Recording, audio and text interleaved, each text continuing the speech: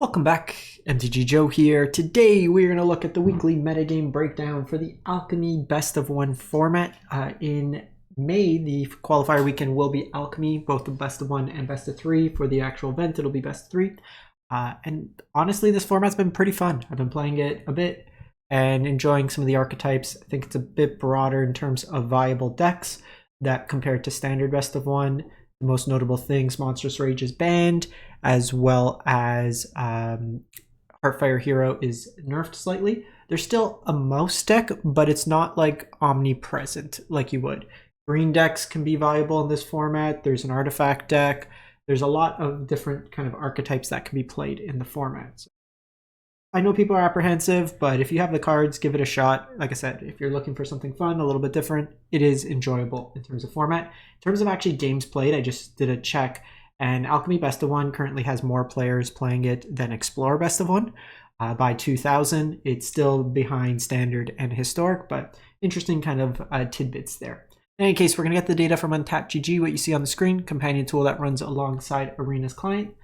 We will look at the popularity of the day, kind of what the distribution of decks are, and then we will look at the actual win rates in the decks themselves. For a couple, there's the archetype's the same, but the builds are slightly different, so we'll cover both of those off as well.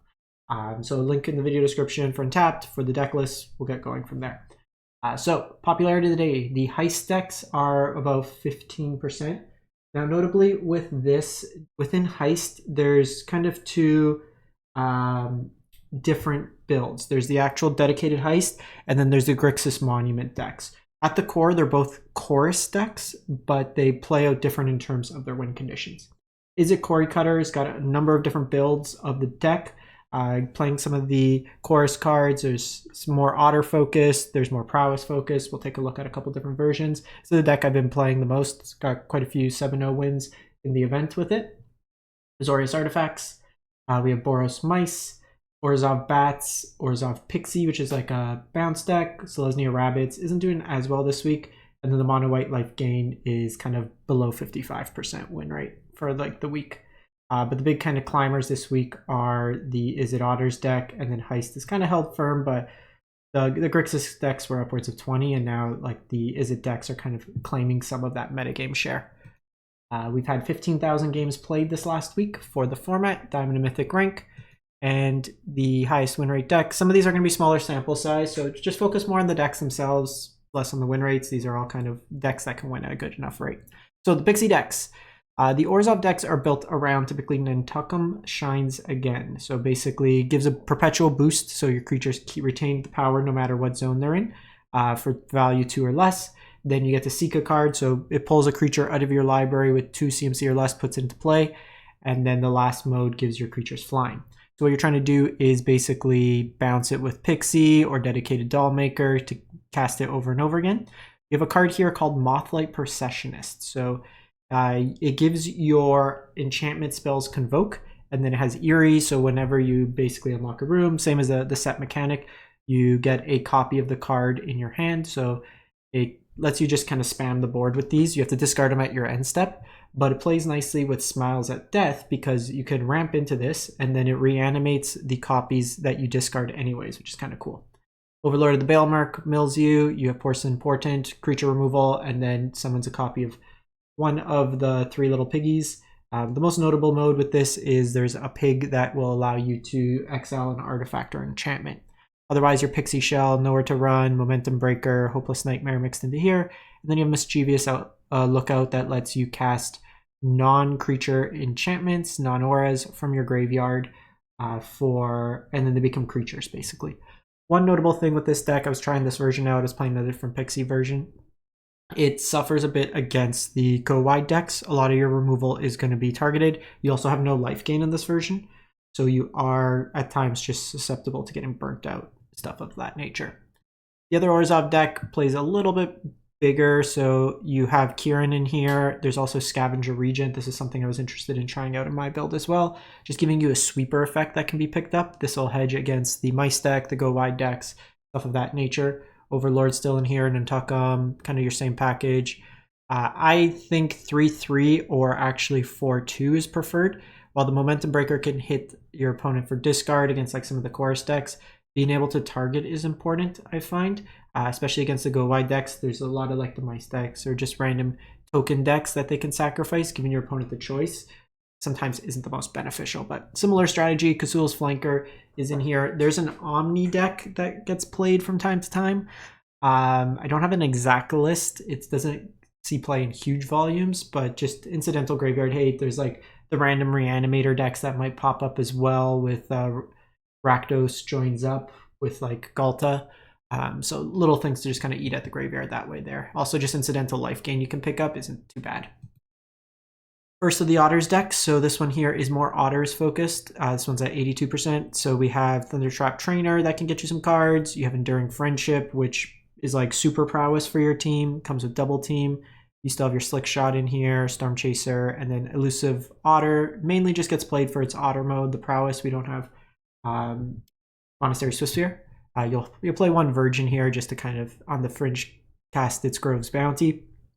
The one thing I found with playing the Friendship, there's too many 2s in the deck. This doesn't really do much the turn it comes down. I think you have to go heavier on actual Otters. It doesn't play, obviously, there's no synergy with Slick Shot here, but kind of the core, you have Ribald Shanty, Hymn to Torak. This one's on 4 into the Flood Moths. The way I built my version is every spell other than Ribald Shanty can target without having something on board, right? Like into the Flood Moth, your opponent needs to have something. So I wanted to make sure that the failsafe on Quarry Steel was pretty much I could always cast 2 spells. Crash Through is another card draw effect, since it gives your existing tokens trample. So even if you move the cutter, the tokens still keep trample. It gives your Slick Shot trample. So a lot of times, even if it gets like chump blocked, you could still push through a large amount of damage. So that was something I was looking at on my side there. So this other version here, this one is from Peso. They went 65-23 with it. So this one's an interesting version because it's got elements of the Quarry Steel, but it's also got like the Hymn, Scholar kind of package. There's a little bit more in this version to use. This town ain't big enough with. So you have Unending Whisper as a way to kind of harmonize, plays nicely with the Scholar since you can attack with Vigilance to get it back. You get extra combats here. Emporium Thopterist is a really interesting card because provided it lives and you have multiple threats in this deck, it provides a free spell every turn in the form of Ornithopter. So it just increases the likelihood that you can double spell for Quarry Steel. Still with your Chorus package, you have the Profts in here. So a lot of cards that cycle, but then works with this town as well. So this is a really interesting build. I definitely want to try this one out to see how it plays out relative to the other. You could even play Tursa in this one here. Just another way to kind of loot through, give you the extra or like the pseudo free spell style effects. 6 removals, probably enough. I do play like 8 burn spells, sometimes 10. Just depends what you want to beat in the format. We then go to Azorius Flyers, really strong contender. So this version here is heavier on counter spells. We see the full Spell Pierce, the full Dazzling Gleam. So this isn't always the case. Some will play more creature dense, but another Nantuckum deck. This gives you the ability with things like Wingbright Thief. This has been buffed to be 2 mana 2/2. But you look at their hand, you basically imprint one of their cards when they cast it. You gain 3 life and draw a card. So a nice card here. Really good target with Mockingbird to copy, just kind of a threat that gives you some more value. The big combo with the deck is if you go Awestruck Signet on 1, Mockingbird it, and then the Mockingbird comes as a copy, so it just gives you extra intensity. So this becomes a very big threat very early. As early as turn 2, you can have a 5/4 Flying Vigilance, which is very strong. Versions on Healer Hawks, as well as Miner's Guidewing, just cheap evasive creatures. The lifelink could be relevant. It's very easy in this deck to build up very strong creatures. And then you have Aven Interrupter as kind of a pseudo counter spell, but also against the heist decks, it taxes your opponent's heist effects. That kind of gets you there. Now, the next one, we have Grixis Heist. So this is the actual heist version of the deck. The heist version plays Triumphant Getaway as its main win condition. So this deck here is a Grixis control deck. So they steal basically non-land permanents from your deck, and then whenever you cast a spell you don't own, each opponent loses 2 life. You gain 2 life, flash and threat. You have the Chorus package that we've mentioned, as well as Miselic Ballad. This gives you a way to kind of edict the board as well as gain life, which helps you stay alive. Some Unstoppable Slashers as a recurring threat. You have Weave the Nightmare. This is a flexible card. It could be a counter spell, it could be removal, it could be heist. If you control opponent's creature, you get to choose 2, or permanent, you can choose 2 modes there. Full negates, full get outs as a counter spell, as well as a bounce effect for your own enchantments. And then the Grave Expectation can steal your opponent's cards as well.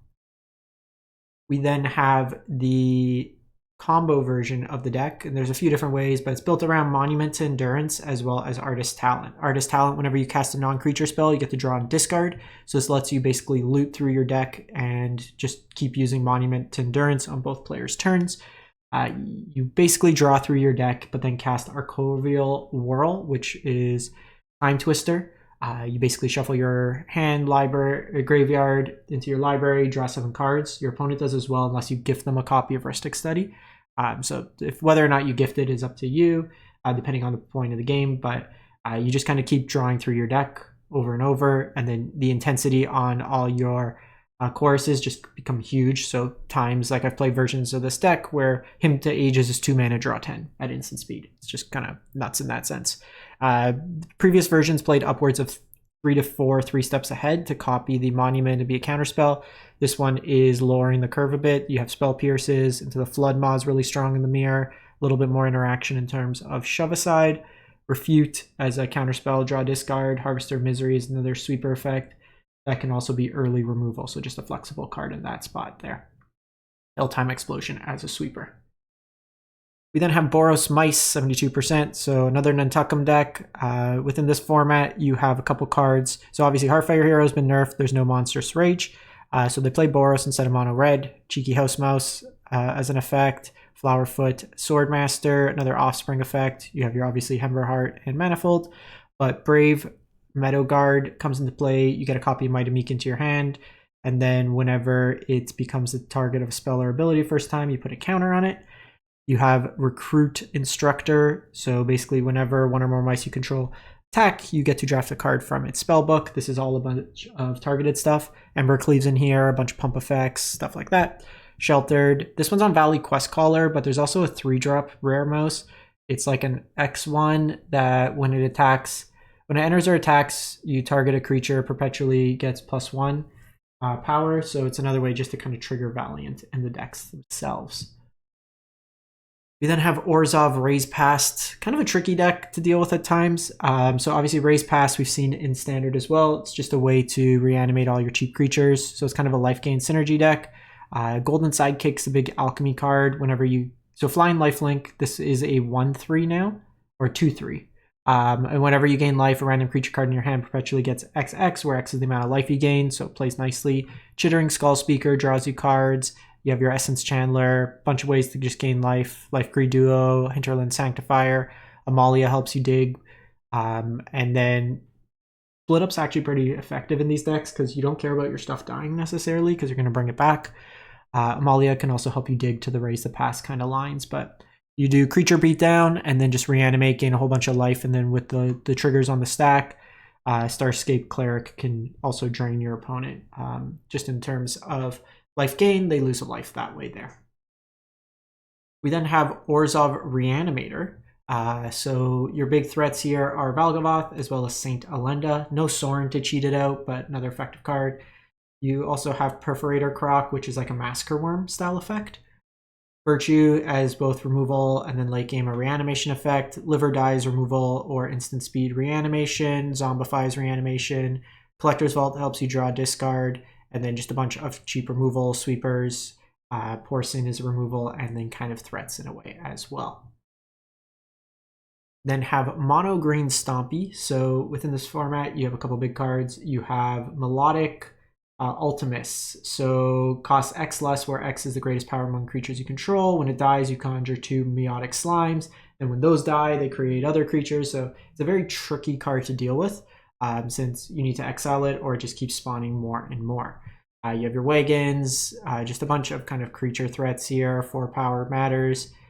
Spinner of Souls really strong in these decks. The Wingmane Ventasaur comes in, basically gives you a fight spell or a naturalized spell for your hand. which is strong. This card is always a pain to deal with.